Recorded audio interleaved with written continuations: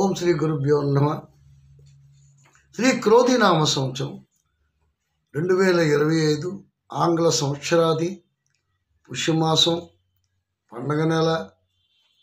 తులారాశి వారికి ఎలా ఉంది? ఈ తులకి అధిపతి అయినటువంటి వాడు ఎవడంటే శుక్రుడు. పంచమ స్థానంలో పంచమాధిపతితో కలిసి ఉన్నాడు. శుక్రుడు తాలూకా గొప్పతనం చూడు. పంచమాధిపతి పంచమ స్థానంతో కలిసి ఉన్నాడు, అధిపతితో కలిసి ఉన్నాడు. షష్టమంలో రాహు.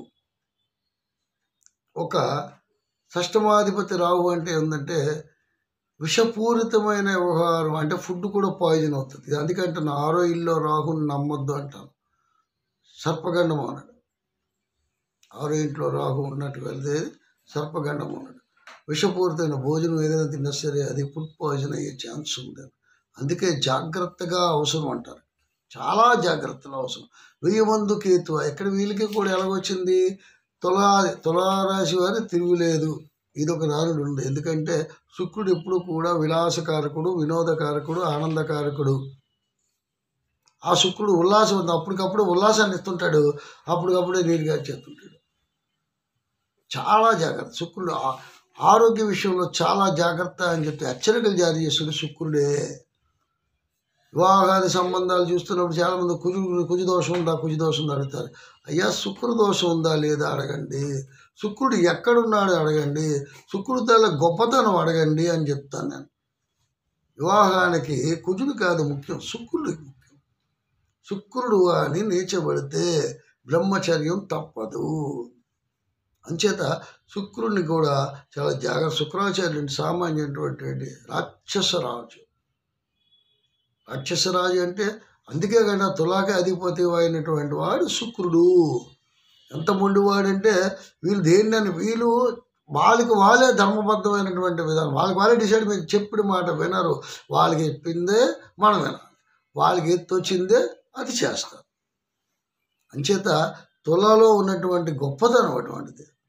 1000 మంది కేతు ఉన్నాడు, హెచ్చరికలు జారీ చేస్తున్నాడు, దేవుడిని స్మరింపజేస్తుంటాడు. ఎందుకు పుణ్యక్షేత్ర సందర్శనార్థం వెళ్తుంటారు, అలాగా దైవ కార్యక్రమాలు చేస్తూనే ఉంటారు.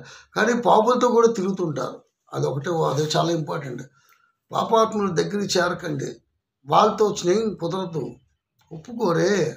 రావు ఒప్పుకోడు కదా, రావు అదే పని చేయిస్తుంటాడు. ఆ రావు చేసే పని అందుకని 6వ ఇంట్లో రాహు.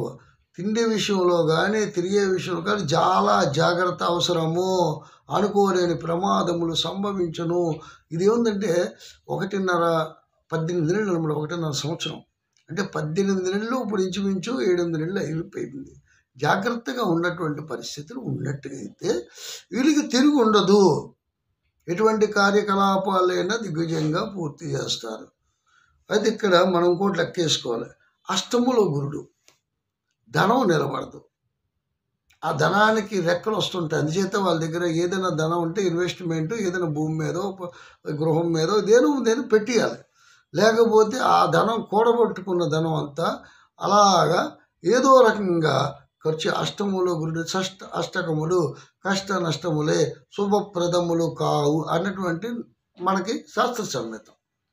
10 సార్లు ఇవి ఎందుకు చెబుతున్నామంటే చిన్నవైనా సరే ఆ విషయాలు సత్యసాయిబాబా గారు చెప్పినట్టుగా పాలలో దాగిన పదార్థాలు ఎన్నున్నాయో అన్ని రకాలుగా మానవుడితోని మేధాశక్తుల్లో అన్నీ ఉంటాయి. అంత జాగ్రత్తగా ఉండాలి.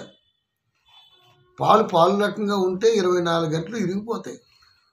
పాలుని నెయ్యిగా మార్చినట్టుగా కొన్ని సంవత్సరాలు ఉంటాయి. అలాగా వీళ్ళ తాలూకా బుద్ధిని ఎప్పుడు కూడా జాగ్రత్తగా దాన్ని డెవలప్మెంట్ చేసుకున్నారు. వాళ్ళు అపర కుబేరులయ్యి మంచి స్థానం పొందారు. అటువంటి వాళ్ళు చాలామంది ఉన్నారు. మంచి పేరు ప్రఖ్యాతులు గాంచినటువంటి వాళ్ళు ఇందులో ఎంతోమంది ఉన్నారు. కాబట్టి జాగ్రత్తలు చెబుతున్నాం, ఆ జాగ్రత్తలను పాటించుకున్నాడు. ఇది ఒక సిలబస్ అంతే. ఋషి సంపద. ఈ ఋషి సంపదని మనం జాగ్రత్తగా ఇలా ఉంది, నాకు నిజమే గోచారం బాగా పనిచేస్తుంది, దాని ప్రకారంగా గురువుగారు చెప్పినట్టుగా మనం నడుచుకున్నట్టుగైతే అన్ని విధాలుగా బాగుంటుంది. కాబట్టి విద్యార్థులకి, అలాగే ఉద్యోగ ప్రయత్నం చేసే వాళ్ళకి, వివాహాది శుభకార్యములు చేసే వాళ్ళకి, ప్రేమించుకునే వాళ్ళకి ఇవందరికి కూడా కొన్ని ఇబ్బందులు ఉన్నాయి. ఆ ఇబ్బందులన్నీ కూడా త్వరలో పరిష్కారం అవ్వాలని ఆ భగవంతుణ్ణి మనసారా ప్రార్థిద్దాం. మళ్ళీ మరో ఎపిసోడ్తో ముందుకు వస్తాను. అంతవరకు సెలవు. ఓం శాంతి.